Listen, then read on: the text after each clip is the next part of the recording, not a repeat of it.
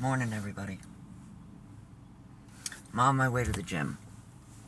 I haven't been there in about 6 months. So I'm super excited about that. Got to get myself back in the habit. Because I kind of fell off and been a little stagnant and complacent. Yeah, the last 6 months. Anyhow, I'm waking up with a story that's pretty heavy on my mind. And I'm trying to think of a way to put it into words, and hopefully it'll resonate with somebody and maybe confirm something you've been thinking or something you're going through. Now, I've never been one to really believe in all these weird signs that people talk about, like pennies on the ground, or I found a dime and this person must be thinking of me, or all that weird stuff, psychics and, stuff like that. I used to think that it was kind of like a false security for somebody going through trauma or adversity. But I definitely believe that there are no coincidences.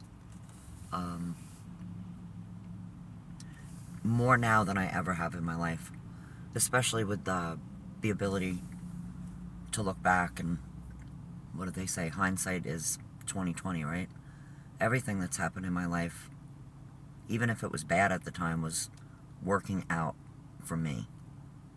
Life was always working out for me, even if it didn't feel like it.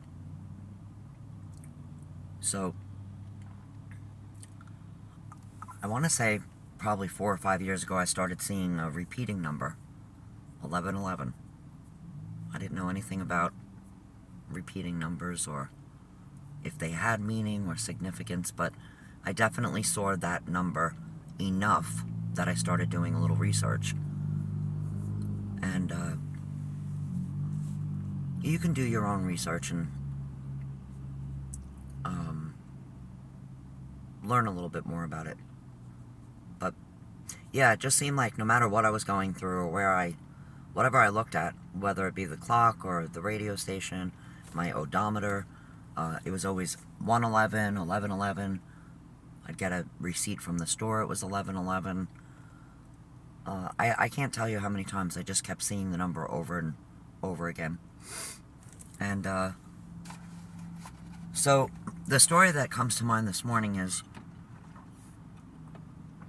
almost 3 years ago. I was at another crossroads in my life, and I was living in a hotel for about 5 days. I wasn't sure where I was going to live. I wasn't sure how I was going to pull it off. I was alone. I was a mess. I was an emotional mess. Which I'm going to try not to get sidetracked, which is really hard for me.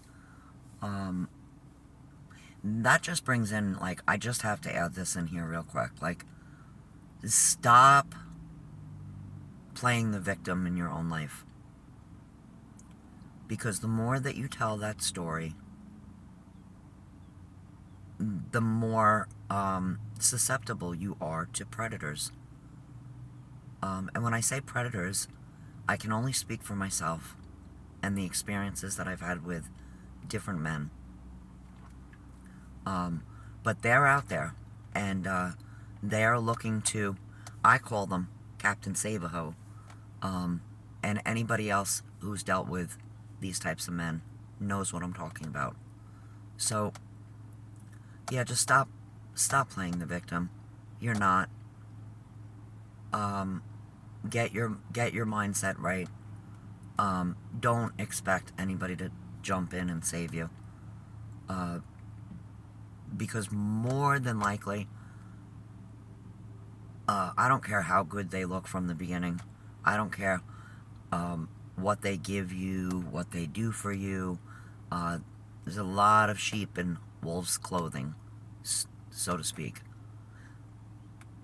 So anyhow, I was at a crossroads in my life, and I had taken up an offer to stay with a friend for a little while. And it turned very quickly. Literally, I didn't see it coming. It came out of left field. I was blindsided, and in a split second, I had to make a decision to move from that spot and find my own spot. So I got in my car and I started driving. Of course, I called a couple of friends and told them what happened, and everybody basically suggested not to go back to the house that I was at and find a hotel room to stay at. So I did, and I settled in for a day or two. Still emotional, still crying, still feeling like a failure, feeling lost, feeling alone. Really just beating myself up, like, how does this happen? How does this happen at 50 years old that I'm lost? I'm absolutely lost. But it was a rainy afternoon, and I had pulled up to the front of the hotel, and I was sitting there, and I looked up and happened to notice that the address of the place that I was staying at was 1111. 1111 Ponce de Leon Boulevard, to be exact. And it was in that moment that I had goosebumps from head to toe, that I got confirmation that I was on the right path. And, yeah. So the number 1111 and just, there are no coincidences. Like, pay attention to them. Because definitely from, like I said, from hindsight now, like, I look back on different things that have happened in my life, and they have saved my life. They have set me in the right path. You've just got to be open to looking for them and appreciating them. I don't even think you have to look for them. You just have to acknowledge them when they're there, because when they're there, you can't deny it. It's in your face. Like, it's almost like sometimes somebody says something to you that you may have heard 100 other people tell you. You may have read a book, the same book, or listened to the same video or the same song 100 times, but one day it speaks to you differently. Yeah, listen for those things. The other day, before I got on my first YouTube video, I had a phone call with a lifelong friend, and something in that phone call that she said, I can't even remember specifically what it was that she said, but it prompted me to get up the next morning and finally start doing this. So I still feel like an idiot. I'm not very comfortable being in front of the camera, but I know in my heart I have a message for someone. Start doing some research on the statistics of domestic violence. It's incredible. I should have wrote it down, but it's like 20 something women per minute every day are victims of domestic violence. My end goal of doing everything I'm doing is because I think that women, mainly women, I mean, I am sure that there are men that have been abused, or abused every day, mentally abused, maybe even physically, who the hell knows. But I can only speak as a woman, and being a mom of 3 daughters, it really, really is important for me to continually speak about empowering myself and my daughters and anybody. Like, stop playing the victim. Stop. Just stop. Nobody wants to hear your sob story. And if somebody wants to hear your sob story, again, take in mind there are predators out there. And like I said, they can look good, they can talk good, they can treat you good, especially in the beginning. You're gonna think, oh wow, this guy's like my knight in shining armor. Like, we grow up with such a fairy tale idea of men, and how relationships are gonna be. And I know I'm starting to jump all over the place, but another reason I guess I'm feeling more comfortable doing this is because of one of those people. 13 years ago I had gotten involved with this guy, and he came in like the knight in shining armor, and he quickly pushed his way into my life, and I had 3 young daughters at the time, and I really thought I needed him. Like, he came in very charismatic and charming, and I opened up my doors and my heart and my business, and long story short, that relationship ended up being the most toxic relationship of my life. And unfortunately, it was only 2 months into it that I really realized, like, this guy's not as nice as he seems. Like, there's something seriously wrong with him. But another limiting belief I grew up thinking, and I think a lot of us have this mindset, is keep your friends close and your enemies closer. And I was afraid to get on his wrong side. So I had let him into my world and my business at the time. So I had several excuses to not completely break up with him. But anyway, this went back and forth, and never in my life had argued with somebody so much. But we broke up finally, and we hadn't spoken a few months, and he had an unfortunate tragedy happen to him. He was shot multiple times by a few people while he was on his business route. And we had contact. He got in touch with me when he was in the hospital to let me know what happened, and which I was grateful for, because we were in the same business. And and then he continued to stay in touch with me a little bit after he got out of the hospital. And again, I'd take his phone calls because, number one, I didn't have enough self-esteem to just speak up and say, like, leave me the fuck alone. So, and again, still kept thinking, keep your friends close and your enemies closer, that type of thing.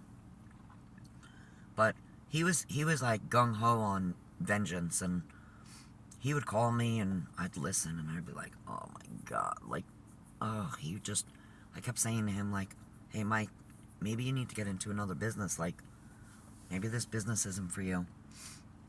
And no, whatever.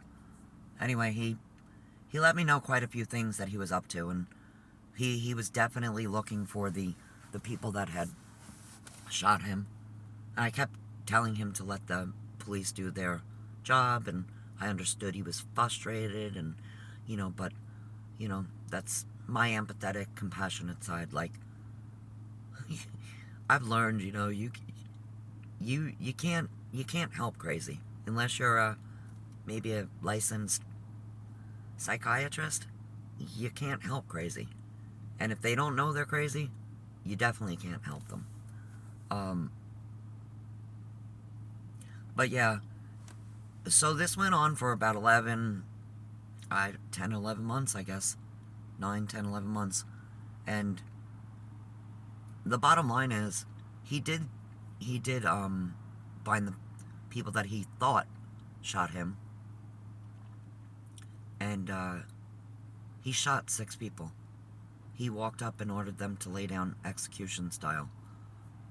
At 2:30 in the morning, they were playing cards on their front porch.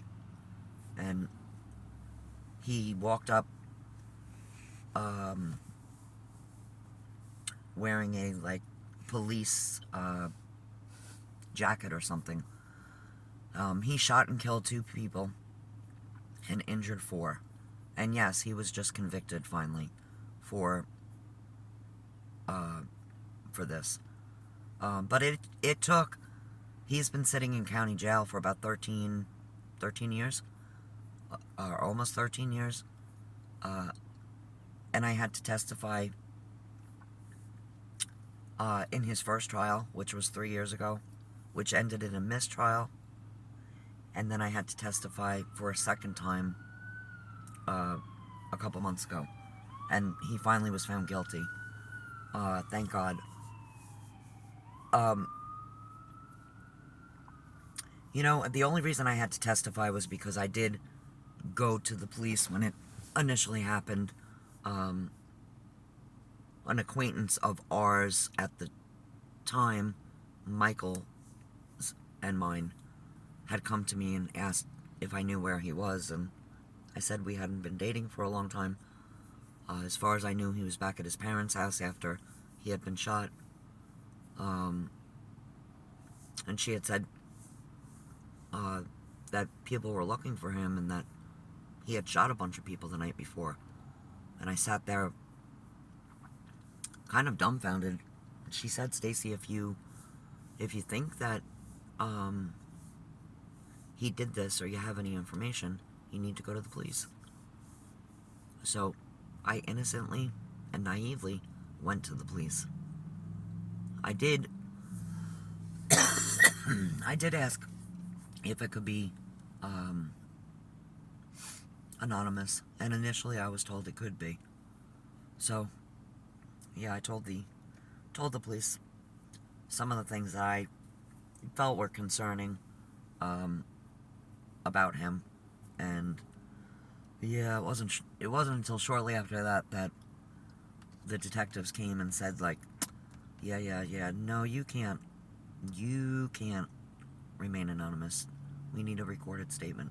So again, I know that was a long story to tell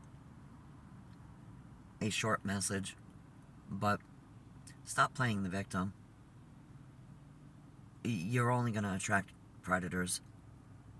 And definitely look for the signs, you know. If you feel lost,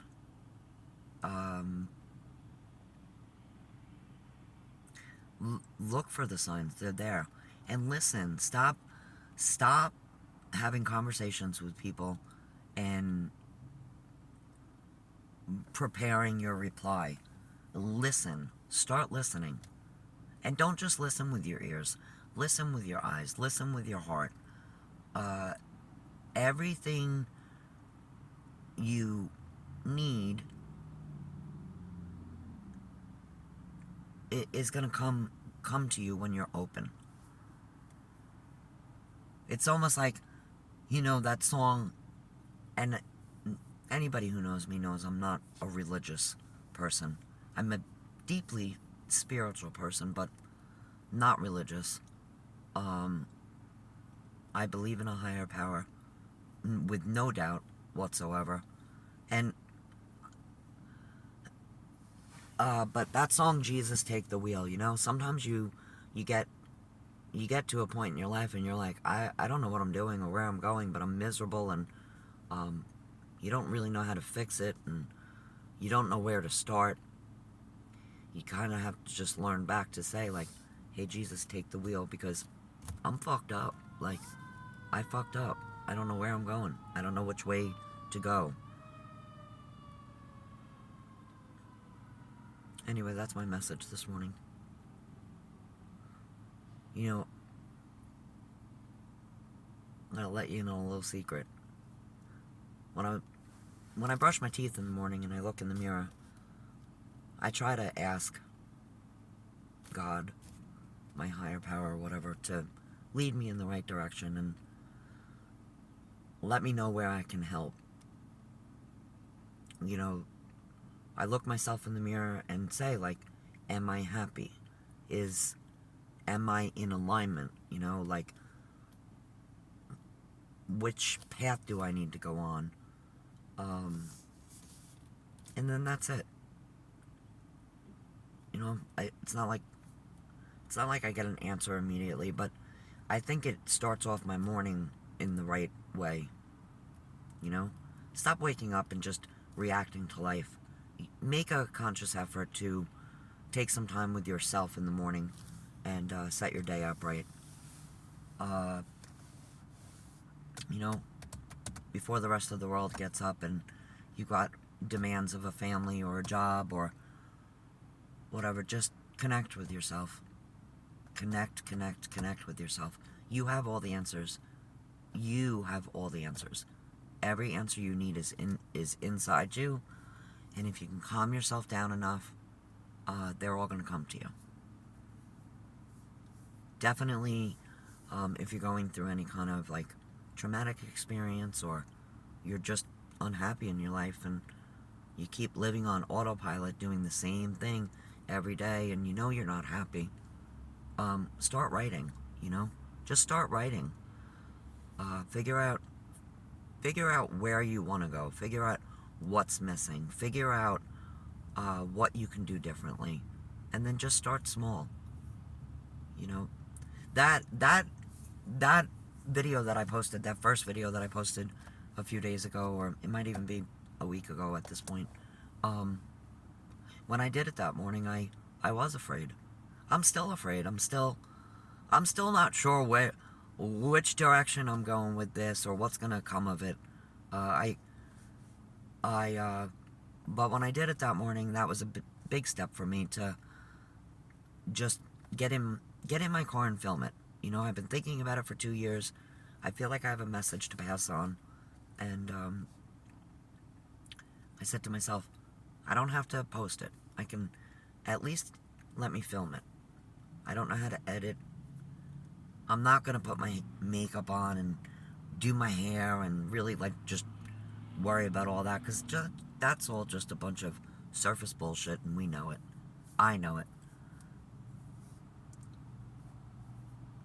I just hope that the message I have in my heart comes out of my mouth the right way. And anyway, I think that's about it. I hope you all have a great day. Count your blessings. And that's it. Later.